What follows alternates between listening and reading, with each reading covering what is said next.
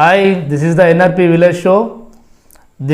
ఈరోజు మనం బలగం సినిమాకు సంబంధించినటువంటి వీడియో బ్లాగ్ చేయడం జరుగుతుంది. సో బలగం సినిమా 3 మార్చిలో రిలీజ్ అయింది. ఈ సినిమా మేమందరం ఫస్ట్ రిలీజ్ షో చూసినాం. చాలా అంటే చాలా బాగుంది. ఈ సినిమాని మేము చూసిన తర్వాత ఈ సినిమాని ఎలాగైనా సరే బరాబర్గా నారాయణపురంలో వేయాల్సిందని చెప్పేసి మేము ఫిక్స్ అయినాం.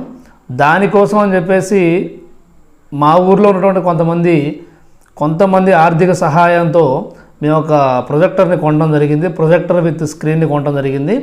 దానికి సంబంధించిన రివ్యూ మీకు చూపెడుతున్నాం. ఇది మేము కొన్నటువంటి ప్రొజెక్టరు ఒకసారి ఓపెన్ చేస్తున్నాను, చూడండి.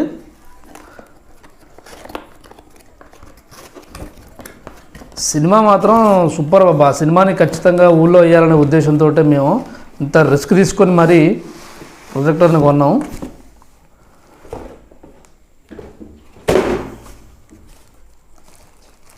ఇది ప్రొజెక్టరు మేము ఫ్లిప్కార్ట్లో ఆర్డర్ పెట్టి మరి ఈ ప్రొజెక్టర్ని తీసుకున్నాము. దీని కాస్ట్ మీకు తర్వాత మేము వీడియో ఎండింగ్లో మీకు లింక్ పంపుతాం, లింక్ చూడండి. ఈ ప్రొజెక్టర్ దీని ద్వారా మేము మా ఊర్లో మూవీ వేయాలనుకుంటున్నాము.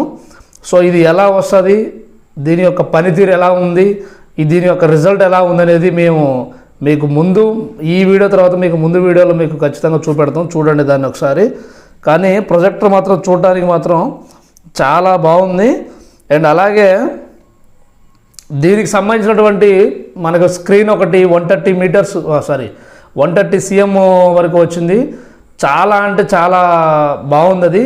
ఒకసారి దీని రిజల్ట్ మీరు చూడాలంటే ముందు మా వీడియో కంటిన్యూ చూడండి, మీకు అర్థమైపోతుంది. ఈ ప్రొజెక్టర్ వచ్చేసి మనకి ముందు ఫ్రంట్ ఇక్కడి నుంచే మనం ఆన్ చేసిన తర్వాత ఇక్కడి నుంచే వస్తుంది.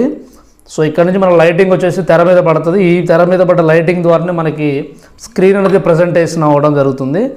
సో మనకి ఇక్కడ పవర్ బటన్ ఉంటుంది. స్టార్టింగ్లో ఇక్కడ పవర్ బటన్ అనేది ఉంటుంది. అలాగే ఇటువైపు వచ్చేసి మనకి ఫెండ్రైవ్ సిస్టమ్ కూడా ఉంటుంది. ఫెండ్రైవ్ సిస్టమ్స్ 2 ఫెండ్రైవ్ సిస్టమ్ పెట్టుకోవచ్చు. స్పీకర్ కనెక్ట్ కూడా చేసుకోవచ్చు. లేదా అనుకుంటే మనకి CPU కనెక్షన్ కూడా చేసుకొని మూవీని దీంట్లో వేయచ్చు. CPU కనెక్షన్ కూడా ఇక్కడ ఇచ్చారు చూడండి. CPU కనెక్షన్ కూడా మనకి ఇలా ఇక్కడ ఉంటుంది. సో ఇక్కడ వచ్చేసి ఇది ఛార్జర్ కేబుల్ ఉంటుంది మనకి. సో ఇది ఛార్జర్ కేబుల్, పవర్ కేబుల్ మనకి. దీంట్లో పెట్టిన తర్వాత దీంట్లో ఇట్లా అటాచ్ చేసిన తర్వాత దీన్ని కేబుల్లో పెట్టుకోవాలి. అదేవిధంగా మనకు ఒక రిమోట్ కూడా ప్రజెంటేషన్ చేయడం జరిగింది. ఈ రిమోట్ ద్వారా మనం కంట్రోల్ చేసుకోవచ్చు. దీనికి సంబంధించింది. దీని యొక్క రిజల్ట్ మనకు కావాలంటే మనం చూసి మళ్ళీ మీకు చెప్పడం జరుగుతుంది.